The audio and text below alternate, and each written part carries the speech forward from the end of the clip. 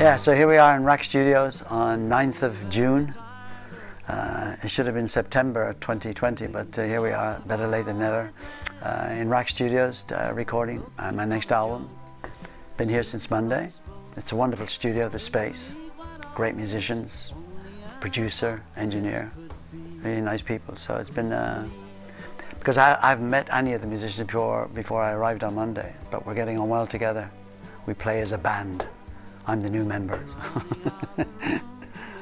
They sit around the piano or stand around the piano and I play the song to them. They've got the music parts, but they haven't heard the song. And then when they've heard it, they go back to their seats and we practice a few times, and then Andy takes it. And that's it. So it's on tape.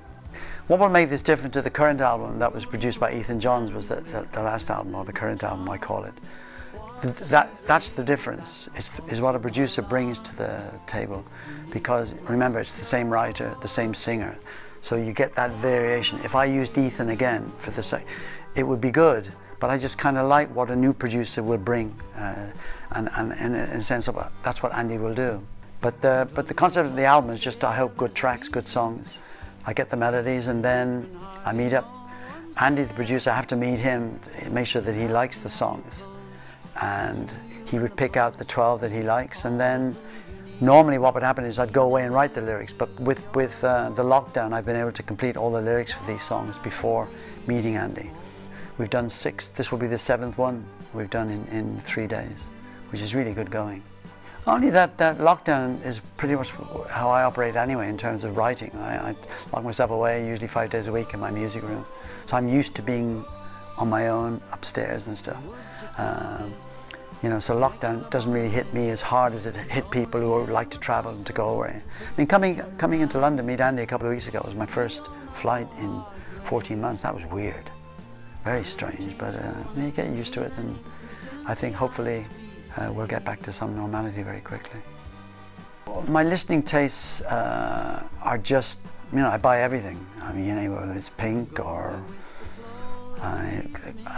Coldplay. I mean, I'll buy everything because that's, you know, you can learn. You learn from what you're listening to. Listening to things you like influences you and stuff. It's important to like what's going on. So I buy everything. You know, Dua Lipa. You know, I can learn something on the production value. So that, you know, that's it. But once I'm in a writing mode, I stop listening because then I'm concentrating on writing the lyrics and stuff, which take a long time. But the influences are there. You know, I love radio, so radio's always on. I'll hear new stuff coming out. In fact, the radio has been the biggest influence on my career, right from the days when I was just a kid with the little tiny radio under the bedclothes at night time listening to Radio Luxembourg or something. We're talking of one of these songs would suit a duet of some kind. So I don't write for other people. I don't write with duets in mind and stuff. The only time I ever did that was the Peggy Lee duet that I did back in the 80s. I wrote a song for Peggy, which Peggy Lee sang with me. She was an idol of mine. Just an iconic figure. So I write the songs primarily for myself to sing, but other people, on the previous album before the current album, I had a really nice singer singing a song with me. And so I think the plan is to find one of these tracks and hopefully invite somebody special to come and sing it with me. So we'll see. Andy Wright, yeah. Andy's produced people like Simply Red and Simple Minds and stuff, so his background is colossal in terms of, and you know, and it's been great so far, and touch wood, it'll continue that way.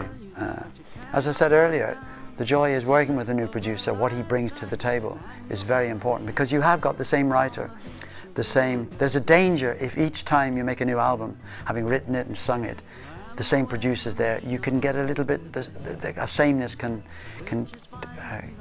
come in, whereas with a different producer, what they bring to the table can make that difference, give that something a little extra.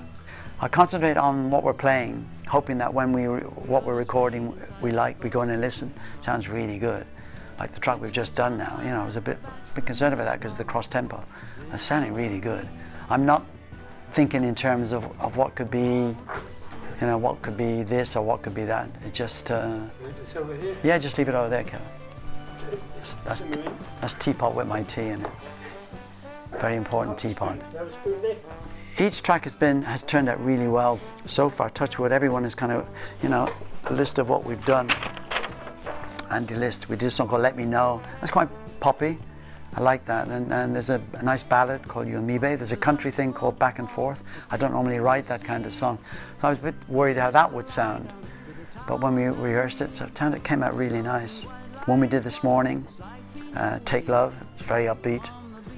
You know, so, you know, the ones to do, we have a song called If Only Love Had Ears. Looking forward to doing that. That should be an interesting song. The one we've just done, to make the second one today, Body and Mind. Yeah, it kind of has an Eastern, you know, really kind of interesting sound to it. So, yeah. So, you know, normally it's just me at home doing these things. So here I am in the studio with 5 musicians, and what they're contributing to it makes, yeah, that's what makes the joy of recording. You know, how these things work out. You can occasionally record a track that doesn't work, but touch wood, so far everything we've done has turned out really well. I'm really very happy with it. Yeah, this is a lovely room, Rack Studios, formerly owned by Mickey Most, the late great Mickey Most. Big room like this is good because you get the space for everybody to sit around, particularly with me on the piano, because I'm guiding them through most of this stuff. And I'm close to the drummer, Jeff, which is good. Yeah, so the liveness is there, but it's all on tape. It's all on there, so it's not like it will be a live recording. It'll be live played. Everybody has their, you know, they're all got their headphones, and they're all, the sound is well, you know, well produced, well engineered and kept in there. And then eventually I look forward to being able to, next year we will start touring again.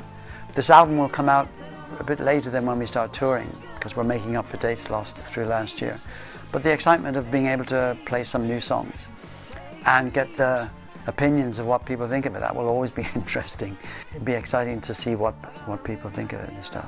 But I'm enjoying this at the moment. So here's to next year, getting this out and getting on the road, meeting up with people, and hoping they like the latest songs and stuff. All being well.